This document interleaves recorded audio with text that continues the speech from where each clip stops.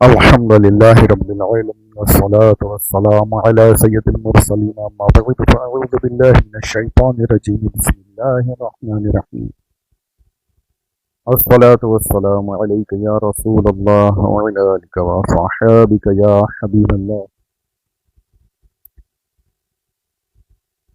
پارہ پہلا الف لام میم سورہ دوسری البقرہ آیت نمبر 41۔ دینی کاموں پر اجرت لینا جائز ہے یا ناجائز، اس پر ہماری کچھ باتیں ہوئی ہیں، کچھ باتیں اور ہیں، وہ بھی سماعت فرما لیں۔ میں نے پچھلی آڈیو میں یہ عرض کیا کہ حضرت ابوبکر صدیق رضی اللہ تعالی عنہ نے اپنے لیے بیت المال سے وظیفہ مقرر کرایا۔ صرف آپ نے نہیں کرایا بلکہ صحابہ نے آپ پر زور دیا اور آپ نے اس میں کمی بیشی کی باتیں بھی ہوئی اور ایک مقررہ قیمت فکس کر لی گئی جس سے آپ اپنے گھر والے، اپنے اہل و عیال کی خرچ وغیرہ سے بری ہوئے، یعنی کہ آپ وہ مال سے اپنے گھر والوں کی پرورش وغیرہ کرتے رہے۔ یہ بالکل جائز ہے، دینی کاموں پر اجرت لینا وہاں سے ثابت ہوا۔ اب یہاں پر یہ سوال ہوتا ہے کہ چلیے حضرت ابوبکر صدیق جو ہے خلیفہ تھے، انہوں نے لیا، پر امامت کے لیے اجرت لینا یہ کیسے جائز ہو گیا؟ قرآن سکھانے کے لیے اجرت لینا یہ کیسے جائز ہو گیا؟ تو یہ شیطانی وسوسہ ہے اور کچھ نہیں۔ امامت، قرآن کی تعلیم، تلاوت اور دوسرے امور جو دینی کام ہے، یہ سب اپنی جگہ، اور خلافت کے امور ان سب سے اوپر ہیں۔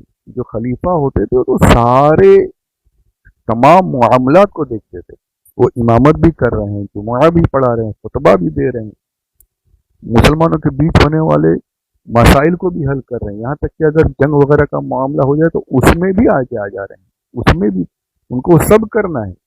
تو وہ خلیفہ جو سب کچھ کرنے والا ہے، وہ اگر اجرت لے رہا ہے وہاں جائز ہے، تو پھر یہاں یہ صرف امامت پر یا قرآن کی تعلیم پر ہی کیسے ناجائز ہو گیا؟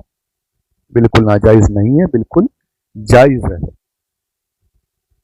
اچھا، اب ایک سوال یہ اٹھتا ہے کہ بھائی چلیے فرائض کی جو فرض نماز ہیں ان کی امامت کرنا یہ فرض ہے، کوئی امام نہیں ہوگا تو مسجد میں جماعتیں نہیں ہوں گی، مسجدیں ویران ہو جائیں گی، تو امام کو تو کوئی کو تو ہونا ضروری ہے، فرض ہے اس کے لیے، کوئی آئے، کوئی نماز پڑھائے، جماعت بنائے، کوئی اس لائق ہو۔ چلیے، اور فرض جو ہے تو فرض کا اجر جو ہے وہ اللہ تعالیٰ عطا کرے گا، اس کا اجر تو اللہ دے گا۔ تم یہاں پر کیوں پیسے مانگ رہے ہو، تنخواہ کیوں مانگ رہے ہو؟ تو اس کا بھی جواب دیا گیا ہے، بڑا پیارا، بڑا لاجیکل جواب ہے یہ۔ فرائض کی امامت کرنا یہ فرض ہے، ٹھیک ہے۔ قرآن کی تعلیم اگر نہیں دیں گے، قرآن کو اگر نہیں سکھائیں گے تو قرآن پڑھنے والے نہیں رہیں گے، قرآن کی تعلیم مٹ جائے گی، قرآن مٹ جائے گا، قرآن چلا جائے گا، قرآن ختم ہو جائے گا، تو پھر فرض اس کو سکھانا فرض ہے نا۔ یہ وسوسہ بھی آتا ہے، بچوں کو اگر قرآن نہیں پڑھائیں گے، نہیں سکھائیں گے تو بچے سیکھیں گے کیسے، پڑھیں گے کیسے؟ تو تم پر فرض ہے، تم اس کو سکھاؤ، پڑھاؤ، تم پر فرض ہے کہ قرآن کی تعلیم دو، اور فرض کا اجر اللہ دے گا۔ یہاں پر تم قرآن کی تعلیم کا بھی پیسہ اور تنخواہ نہیں مانگ سکتے، شیطان نے وسوسہ دے دیا کہ تو جواب ہے ٹھیک ہے، ٹھیک ہے بھائی، چلیے فرض نمازوں کی امامت کرنا فرض ہے، قرآن کی تعلیم دینا، قرآن کو سکھانا بچوں کو، اور بڑوں جن کو نہیں آیا ان کو سکھانا فرض ہے، ہم اس کے لیے راضی۔ پر اب یہ کہاں لکھا ہے کہ صبح 8 بجے سے لے کر دوپہر کے 12 بجے تک اس مسجد کے اس مدرسے میں آ کر آپ کو قرآن کی تعلیم دینی ہے، فقہ پڑھانا ہے، تفسیر پڑھانی ہے، صرف و نحو پڑھانا ہے، یہ سکھانا ہے آپ کو؟ اس مسجد کے اس مدرسے میں پرٹیکولر ٹائم پر، پرٹیکولر جگہ پر، خاص وقت میں موجود ہو کر پڑھانا ہے، اس دن سے لے کر اس دن تک آپ کو پڑھانا ہے، تب جا کے آپ کو تنخواہ ملے گی۔ یہ ٹائم فکس کرنا یہ قرآن میں کہاں لکھا ہوا ہے؟ फर्ज तो है ना, पर टाइम जो फिक्स कर लिया जाता है, एक टाइम फिक्स करने की कीमत है ये। उस टाइम को जो उस शख्स ने, उस इमाम ने, उस मुदर्रिस, अच्छा इमामों की तरफ से बाद में आता हूँ, पहले यहाँ पर देखिए कि 4 घंटे दे देते हैं, सारे काम काज को छोड़कर वहाँ पर आ जाते हैं, बच्चों को पढ़ा रहे हैं, कुरान सिखा रहे हैं, फिक़ह सिखा रहे हैं, तफसीर इल्म में, सर्फ इल्म में, नहव सिखा रहे हैं, सब कुछ कर।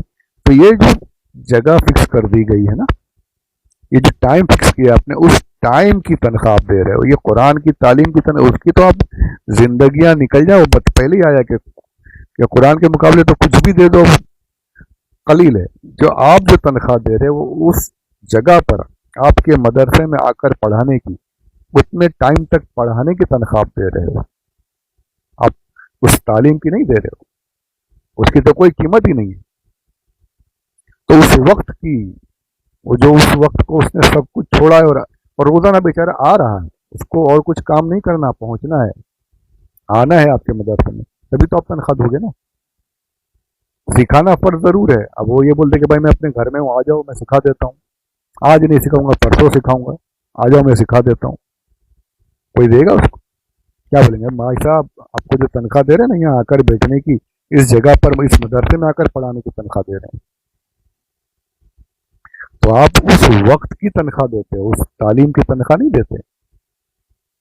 मगरिब से लेकर इशा तक आपको हमारे मस्जिद बिल्डिंग के मदरसे में आना है, वहाँ पढ़ाना है, बच्चों को सिखाना है, मगरिब से इशा तक, कहीं पर असर से इशा तक। तो वो जो टाइम आपने फिक्स किया हुआ है ना, उस टाइम की आप तनख्वाह दे रहे हो। आप उसको ये मत कहो कि तो फर्ज इल्म है, फर्ज काम है, इस पर आप कैसे पैसे मांग सकते हो, ये गलत है। अब आइए इमामों की तरफ। इमाम जो है बेचारे का वो हाल है कि किसी चपरासी का भी ऐसा हाल नहीं, इतना बुरा हाल नहीं होगा। जोहर की जमात 1:30 बजे होनी है, घड़ी में 1:20 पे मुसल्लियान मस्जिद में आना शुरू होते हैं। धीरे धीरे धीरे आए, बैठे, सुन्नत पड़ी नहीं पड़ी अपना देखे, पीछे देखना शुरू, घड़ी को देखना शुरू।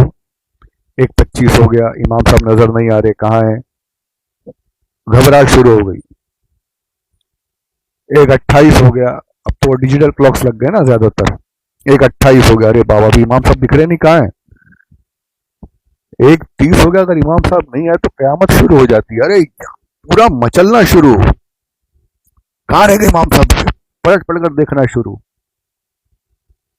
इमाम साहब अगर 2-3 मिनट अगर लेट हो जाए ना, तो फिर देखिए कैसे मस्जिद में क्या मामला होता है, मछली बाजार शुरू हो जाता है। और अगर 5 मिनट हो गए तो फिर तो अरे बांगी साहब आप आ गए, जल्दी पढ़ाओ पढ़ाओ, आगे पढ़ाओ, पता नहीं इमाम साहब कहाँ रह गए, क्या क्या काम कर रहे हैं, क्या मतलब। यानी इमाम का वो हाल है कि वो 1 मिनट भी देर से नहीं आ सकता। कोई चपरासी अगर ऑफिस में 1-2 मिनट लेट आ जाए ना, तो उसकी माफी हो जाती, चल जाता है, पर इमाम का आपने वो हाल कर दिया है कि 1:30 है तो 1:30 में इमाम मुसल्ले पर खड़ा होना चाहिए। 5:55 की जमात है असर की, तो 5:55 पे इमाम खड़ा होना चाहिए। फजर में अगर इंसान है, भाई इंसान सब हैं, वली बनते हैं वो ऊंचा मकाम है बेशक, लेकिन आम इंसानों का हाल ये है कि किसी ना किसी को नींद आ जाती, अक्सर आती नहीं। अल्लाह ने जिनको नवाजा उठ जाते हैं, पहुंच जाते हैं, नमाजें पढ़ते हैं फजर की। पर अगर इमाम को अगर कभी नींद आ गई, आंख नहीं खुली, फजर में नहीं पहुंचा, फिर देखिए उसके खिलाफ क्या क्या होता है। अरे ये कैसे इमाम फजर में सोते हैं, खुद जिंदगी भर सोते रहे, वो नहीं, अब बूढ़े होकर नमाजें पढ़ने लगे हैं, उम्र निकल गई सोते हुए, अब बुढ़ापे में अल्लाह याद आया है, नमाजें पढ़ने लगे, तो अब तो इमाम के, अरे कैसा इमाम है, फजर में सोता है, आंख लग गई, आंख नहीं खुली, बस अब उसने वो गुनाह कर दिया। यानी आपने इतना बांध कर रखा है उसको, इमाम को, आपकी ऐसी नौकरी करनी है उसको कि 1 मिनट भी आगे पीछे नहीं हो सकता वो, एक दिन भी फजर की उससे कज़ा नहीं हो सकती। अल्लाह तो माफ़ कर दे पर आप नहीं कर सकते हो। कैसा उसके खिलाफ इस्तिफ्ता जाते हैं बाकायदा, मैंने पढ़े, इमाम अगर फजर में नहीं है तो उसके इस्तिफ्ता पहुंच जाते हैं, फतवे दिए जाते हैं कि इनको हटाना चाहिए कि नहीं, जायज़ है कि नहीं इनका रखना। क्या है ये सब?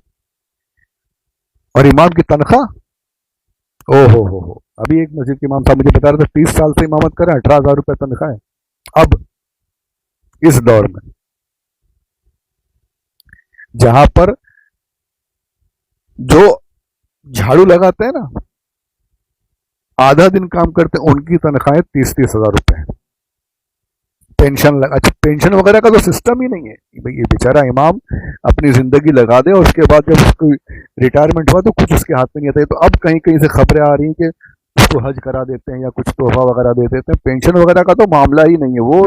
अच्छा ये ट्रस्टियान की सोच देखिए कितनी गंदी है कि मस्जिदों को खूब आसाइश करते हैं, एक से एक एसी लगा दिया, ये अलग अलग तरह के पत्थरों से नवा उसको सजा दिया।